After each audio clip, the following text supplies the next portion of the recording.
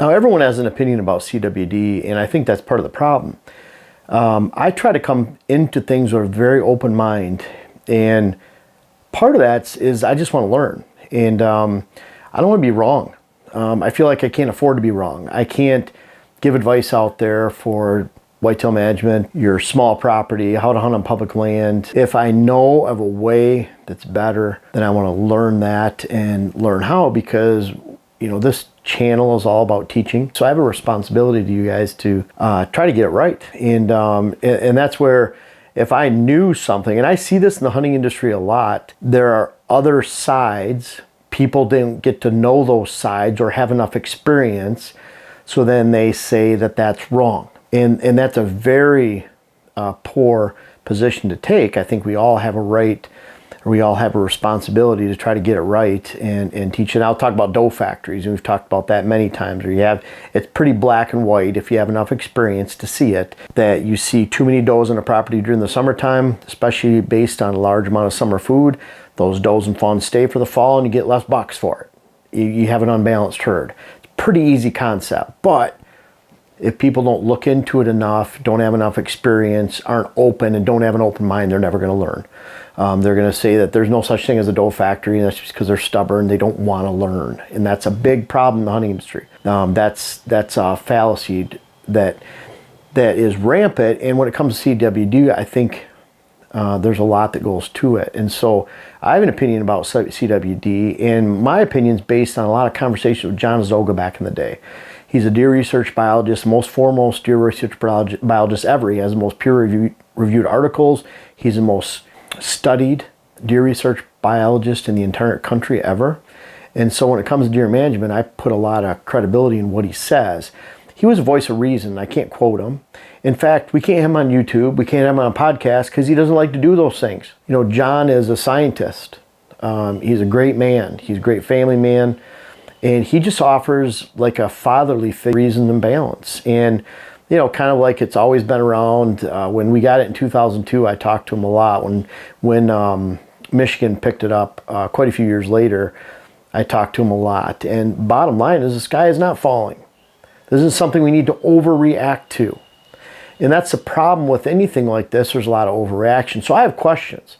And I'd really like to see in the comments below, I like discussion when people say, hey, this is the information.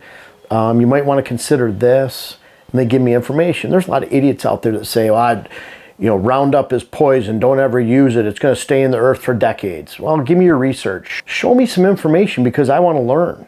And so when I look at CWD, there's several fails and fallacies that I wanted to talk about as it relates to CWD. And I want to come into it from an open mind of common sense. Now, some scientific organizations will say you can't use common sense in deer management because they'll base everything on so much on science that there's no common sense, and that's a justification for using no common sense while they're using science that has no common sense. Does that make sense?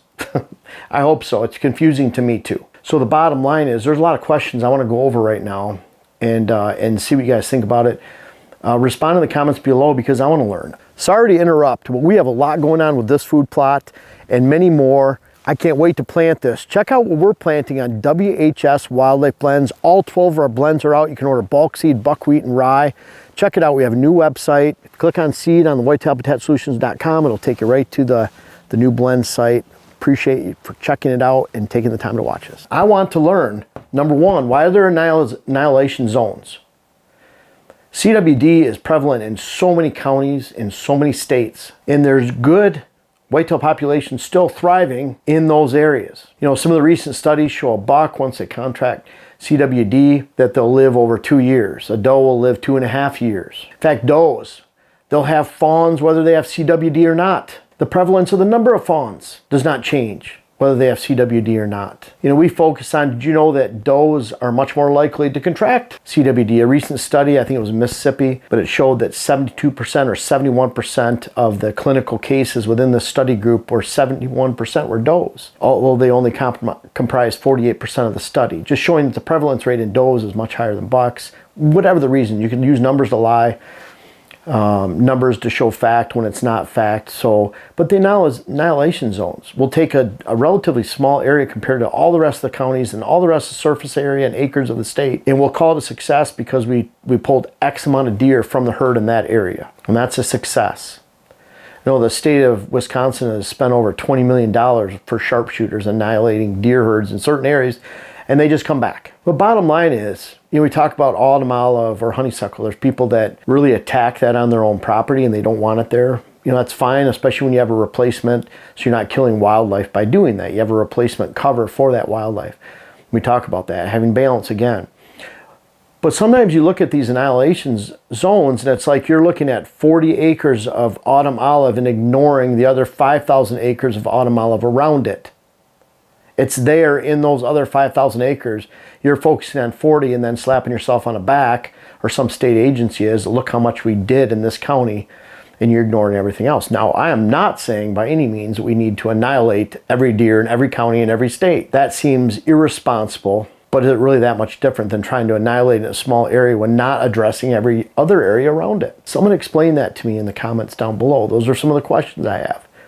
Common sense tells you that when you're only looking at annihilating a small percent of acres in the area, even though it's prevalent in those other acres, that what are you actually accomplishing besides spending a bunch of money? Come at it with just reason and try to explain this in common sense terms.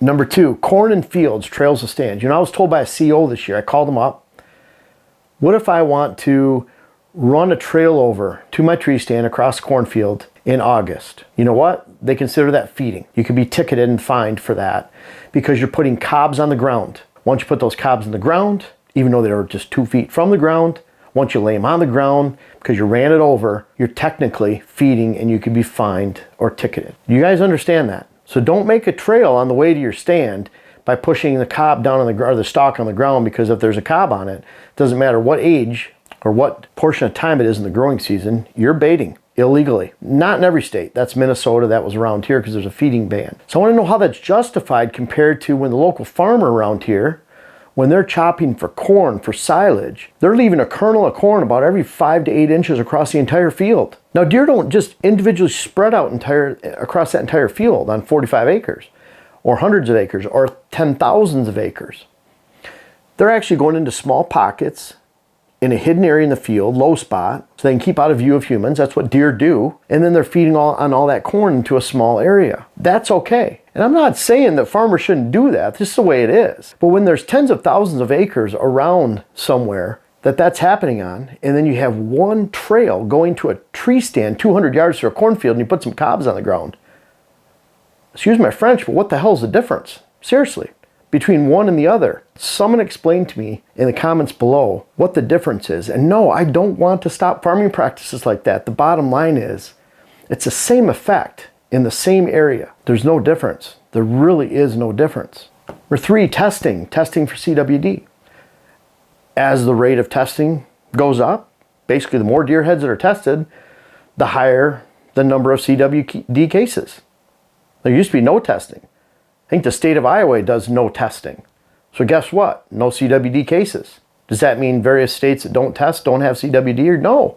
They're probably in every one of those states, it's just they don't test. The bottom line is, even when it comes to testing, I support testing, but what's it all good for in the end? People test their deer, then they don't eat the meat because that's CWD. So we waste tens of thousands of pounds of venison because people throw away their deer because they got CWD. I know I have people out west, they're waiting for tests to come back, mule deer, elk, and then they find it has CWD. So they throw this hard-earned meat away from out west because it had CWD. And then it's never transferred to humans, number 6 down here. So it's never transferred to humans. God forbid it ever does, because then, you know, hunting as we know it'll be over anyways. You know, all this will be a moot point. We'd have to eliminate every deer probably. They don't even know why. They've had deer in pens where they've removed the deer out west, done different things with the soil to try to get rid of it, clean the pen out. You know, I don't know, it's a 10-acre enclosure, 1 acre, whatever it was, and they put deer back to get CWD again. The bottom line is it hasn't transferred to humans. So it's unfortunate if a deer dies from CWD. They always do. It's always fatal. But we're testing deer that have CWD. We're wasting a lot of venison. It's never transferred to humans. So I'm not understanding. Like, we never compare it back to when We didn't test, and there were zero then. I'm sure if we went back to not testing now, there'd be a zero prevalence rate too. But when people are throwing away that venison, I don't understand why we're testing so much. And really, is that rate increasing of CWD? Does it max out in the herd? That's what I've heard, that it gets to a certain percentage. I don't know if it's 50%, 30%, 55, whatever that number is, that it doesn't go past that, no matter if we annihilate the deer or not. Why is that? That's what we need to study. I think a lot should be done to study CWD on a large scale. But I think we're micromanaging it so much in areas, and that does not lead to common sense as it relates to a lot of these different points right here. So please respond in the comments why, and educate me. Just give me good information out there. Buck's lifespan, it was stated, and I don't know if it's true, but recent Wisconsin meetings, they've stated in some of these areas that there's no bucks that are left that are over 3 years old. They never see them. Well, how is that possible? We have clients that have been taking pictures of bucks, getting trail cam photos for 3 and 4 years, right in those center areas. And when they first got that picture, it wasn't a 1.5-year-old buck. It wasn't a yearling with its first set of antlers. It was already a 140-inch 8-point or whatever it was. And then they got pictures of it for 3 to 4 years and then killed it when it was 6 years old, 7 years old, 5 years old. That's fairly common down there. And then you go in other areas where you could say, well, there's no bucks that are over 3.5 years old.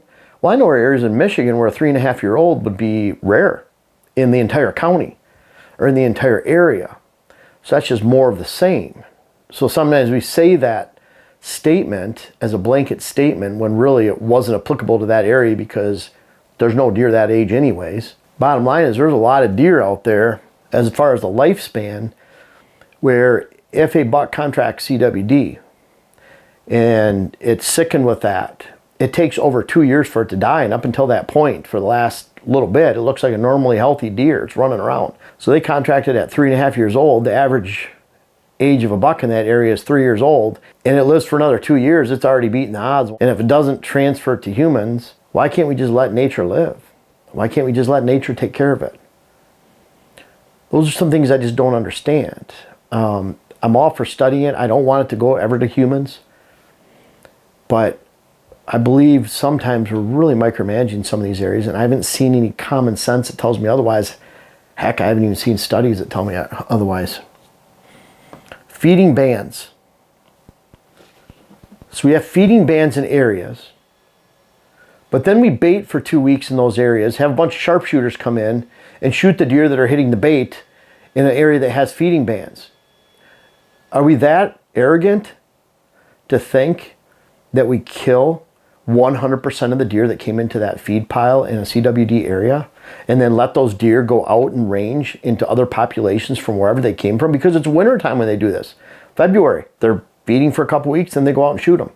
Those deer come from everywhere during that time of year to find food.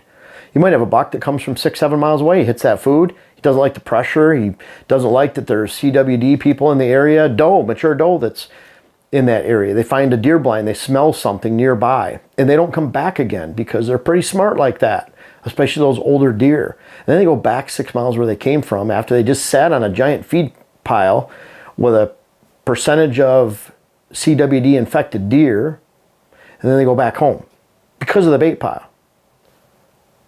So that doesn't make sense to me either. It's kind of like up in the deer yards, well-meaning people, and I was at their houses because I was a real estate appraiser for 11 years. And I'd go to their houses, and they're literally, I can think of one in Shingleton, Michigan, big open hardwoods in the back, and they're baiting deer and feeding them all winter to try to, quote, keep them alive in an open hardwoods, yet they shoot 85 coyotes out their window that year. They're literally blood on the porch from them hitting the deer, and they can go kill a deer at any time they want. The neighbor has a deer hamstrung right in their driveway with blood everywhere going down the driveway because they just hamstring it, they take it down, and they eat it right in front of the people.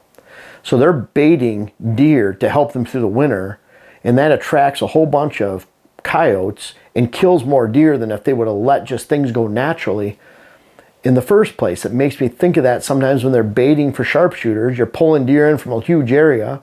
Some of those deer go back a long distance because it's wintertime and they travel a long ways for food, and then they expose deer to what they just fed on from the CWD exposure miles away because of the bait piles. some of this rationale I just don't understand, and that's why I'd really love to see comments below that explain for this. Like again, the feeding ban's in place. You can bait for CWD, but you can't run over ATV with the corn on the way to a stand location and put corn down on the ground. Let alone soybeans. Soybeans are 6 inches off the ground, 2 feet off the ground. Those beans end up on the ground. That's okay because it's natural. I don't know if that means when you walk through the bean field and you kick some beans on the ground, now you're baiting. I mean, where do we draw the line between common sense and just following a reason of a law that doesn't make any sense? Those are the questions that I'd really like to see answered down in the comments below. And some will say like CWD that I'm preaching to the choir. Well, if the choir is just common sense, then sign me up.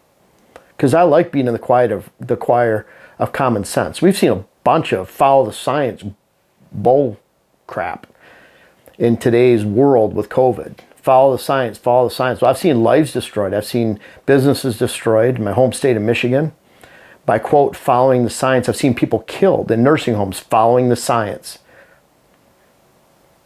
I'm not saying it's not serious. I'm not saying CWD is not serious. What I'm saying is if you just follow the science, it gets you into trouble. If you just follow common sense, probably get you into less trouble than if you follow the science. Because we all have brains. We all have reason. So I can have an open mind about this stuff. I want to learn. I want to be able to teach accurate information. People have said, why don't you have this person on your show and ask these questions? Because they have an agenda. Everyone has an agenda. Or they only look at one side and they're so biased that I don't want them on the show. I haven't heard one name that someone said that's not biased or has an agenda for someone we should have as a guest on here. Not one name at all. You showed me someone that's biased. I'd love to have him on as a guest on the podcast that we have or in one of our YouTube videos. There's no voice of reason in this. I'd love to have John Zoga on here, but he's not coming. I guarantee that. I like John because I trust him. He was a voice of reason. I don't see a lot of those positions in today's times.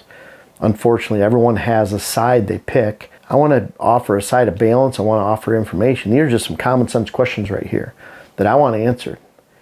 And I want to see those down below. If you have any answers for me and we could have a good constructive discussion, don't be surprised if I just give out an answer or say something and move on. Because I don't have time to follow up to answers with those questions. I can't do that on normal videos. I'm trying to help as many people as possible. I looked at some questions this morning. There's questions that are 4 sentences long, 3 sentences long. I want to spend my time on subjects that actually help more people. Even on the comments, I answer 10,000 comments a year per YouTube. I engage in 30,000. Meaning I heart it, I like it, whatever. But I actually write out a response to about 10,000. So I try to help as many people as possible. And it's the same with a video like this. I want to try to help as many people as possible, but I need some help with this because a lot of these go against the face of common sense. And I really hope that with CWD, we can come to a better understanding of the actual facts with an unbiased source, which is really rare these days. And just under the really good goal of actually trying to find out a lot more about CWD because it is serious. I really support a lot of dollars for research. Heck, we waste so much money in this country on so many different things. To throw $150 million at CWD sounds like trinkets it sounds like just a small amount compared to the billions we spend over here, the trillions we waste over here. It seems like a worthy cause to go out and find that research. I'm all for that. When it comes to some of these questions, I want to see them answered, and hopefully you can help out about CWD and an overall understanding for a lot of people in the comments below. Now, I don't know if you've checked out our main website lately, whitetailhabitatsolutions.com, but we've really had a lot going on, including hats, books, our web class, and certainly our new seed company, WHS Wildlife Blends. When you click on seed on our site, it'll take you right to our brand new site for the seed company. We have all 12 blends available. So check it all out though. I encourage you, I appreciate you checking it out. Whether you buy anything or not, really appreciate you visiting the site and seeing what's going on, and continue to watch because we have big things coming later this year.